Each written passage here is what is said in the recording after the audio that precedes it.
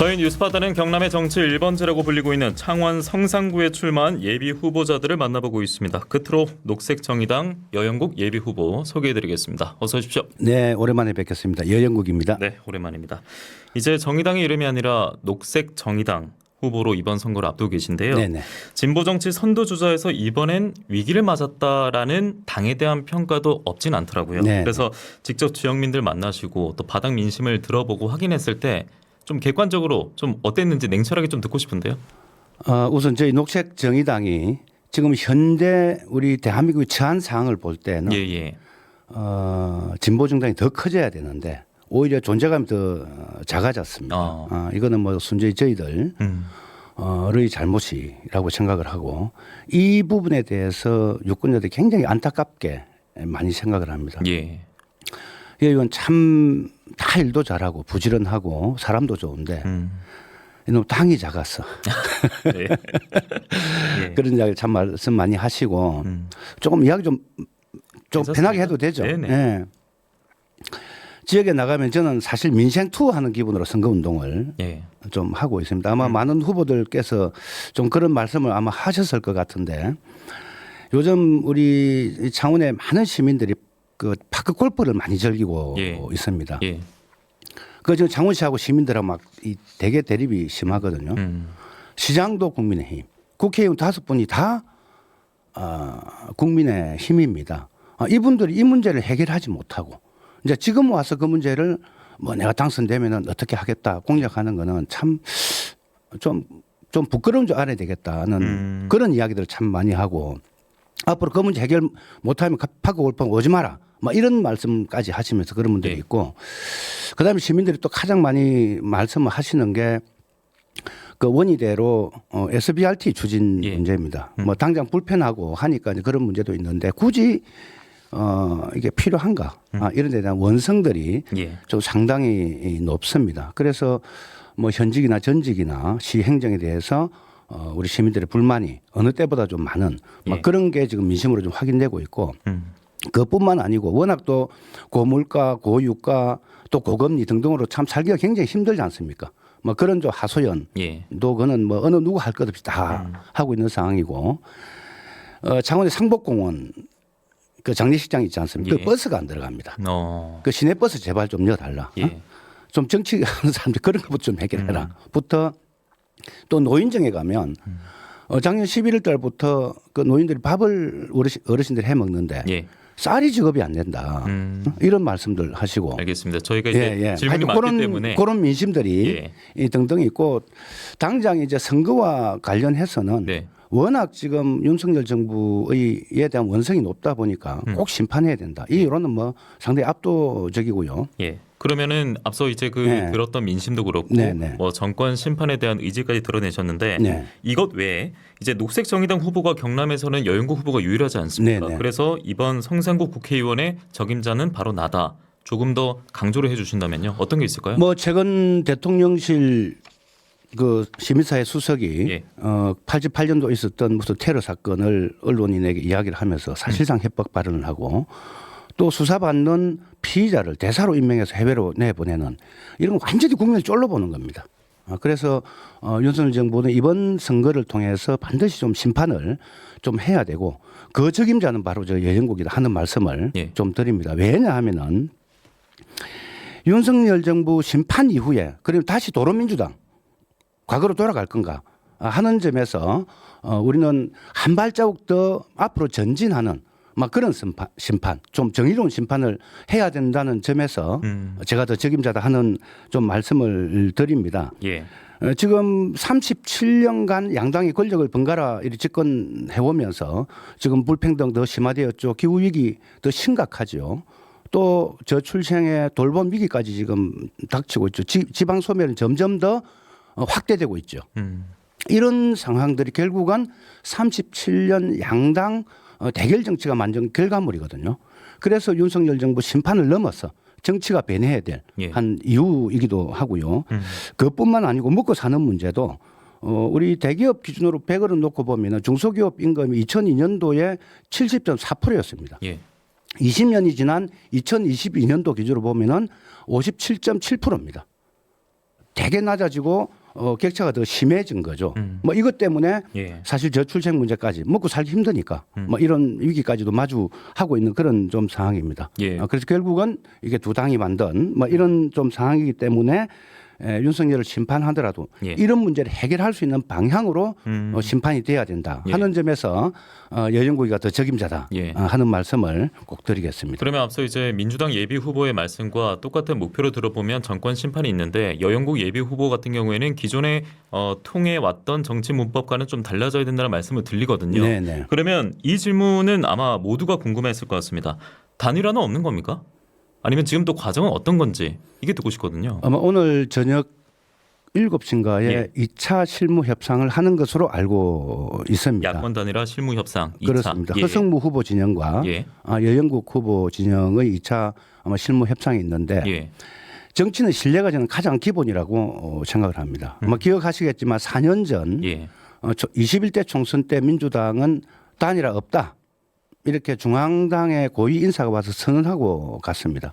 그럼 4년 후 지금은 왜 단일화를 해야 되는지를 분명하게 해명을 하고 예. 만약 해명을 한다면 거의 합당한 조치가 있어야 된다. 좀 이런 좀 말씀을 드립니다. 그리고 참 방송에서 이런 말씀까지 드려서 참 죄송한 이야기인데 우리 허성무 후보께서 한 3주 전인가요? 그 김어준 씨가 운영하는 다스베이다 그 방송에 출연해서 본인은 양보의 아이콘이다. 나는 2번이나 양보했는데 정의당은 후보 당시에도 양보를 했었고, 예, 예. 난 정의당은 내한테 한 번도 양보 안 했다. 이런 말씀을 하고 아마 그 이제 지지자들한테도 그런 말씀들을 좀 구전 논리로 이렇게 좀 하고 있으면서 예. 졸지에 여영국은 이 양보도 안 하는 나쁜 사람 비슷하게 이렇게 되어버렸어요. 예. 근데 이거 거짓말입니다. 그래서 1차 실무 협상할 때 공개 방송에서 하신 말씀이니까 꼭 이 점에 대해서는 공개 사과를 하셔야 된다. 예. 이런 말씀을 드렸고 2018년, 2022년 지방선거 때 허성무 시장이 2018년도에 당선되었고 2022년도에 낙선되었습니다만 2번 다 본인의 정의당의 요청으로 시장 후보를 출마하지 않았습니다. 이런 사실이 있는데 이걸 두고 한 번도 정의당이 양보한 적이 없다. 이런 점에서 이 정치는 신뢰관계인데 이렇게 막 거짓말을 했어야 되겠나 하는 좀 생각이 듭니다. 그래서 저희들은 인내하면서 기다리겠습니다. 알겠습니다. 기다리겠다라는 말씀을 남겨주셨습니다. 자, 그러면 역시 정해진 대로 공약 질문 드리도록 하겠습니다. 22대 국회의원 만약 당선이 됩니다. 그러면 법안 1호 어떤 걸로 하겠습니까? 모두 일하는 사람 모두의 신노동법 제정을 추진하겠다. 신노동법. 네, 예, 결론부터 말씀드리겠습니다. 우리 흔히 감기 걸리면 동네 병원을 많이 찾습니다. 거기 가면은 유니폼을 입은 간호사 선생님들, 그분들 대다수가 간호조무사 선생님들입니다.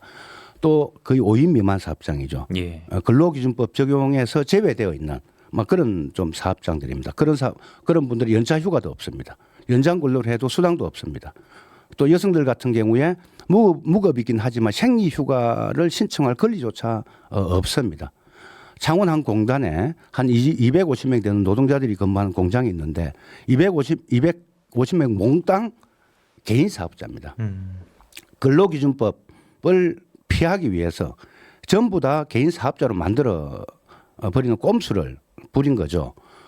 그뿐만 아니고 코로나 이후에 플랫폼 노동이 굉장히 뭐 배달 라이드를 예. 포함해서 이분들도 전부 개인 사업자로 노동법 밖에 있습니다. 예. 그래서 이제 세상이 많이 변했기 때문에 현행 노동법으로는 그분들 다 포용을 할 수가 없습니다. 그래서 그분들 일하는 사람들 전체를 위한 신노동법을 이제 1호로 추진하겠다 하는 약속을 드립니다. 그러니까 노동법 사각지대에 놓여 있는 분들을 위한 현장 개선에 대한 목소리를 직접 실천하겠다라는 말씀으로 정리를 하겠습니다. 창원 의대 신설에 대해서도 제가 계속 여쭤봤거든요. 다른 후보들에게도 좀 어떤 생각이 있습니까? 뭐 가능성이라든지. 뭐 창원 의대 제가 이제 우리 당에 의사수 확대와 지방 공공의대 설립 추진 단장을 맡고 있습니다. 작년부터. 예. 그래서 지역 공공의대 설립 법을 지금 발의해 놓고 있는 상황인데 아마 21대 국회에서는 통과되기 어렵지 않겠는가 좀 이렇게 좀 전망이 좀 됩니다. 지금 정부에서 의사수 2,000명을 확대하겠다 해서 의사들과 지금 굉장한 갈등을 겪고 있지 않습니까?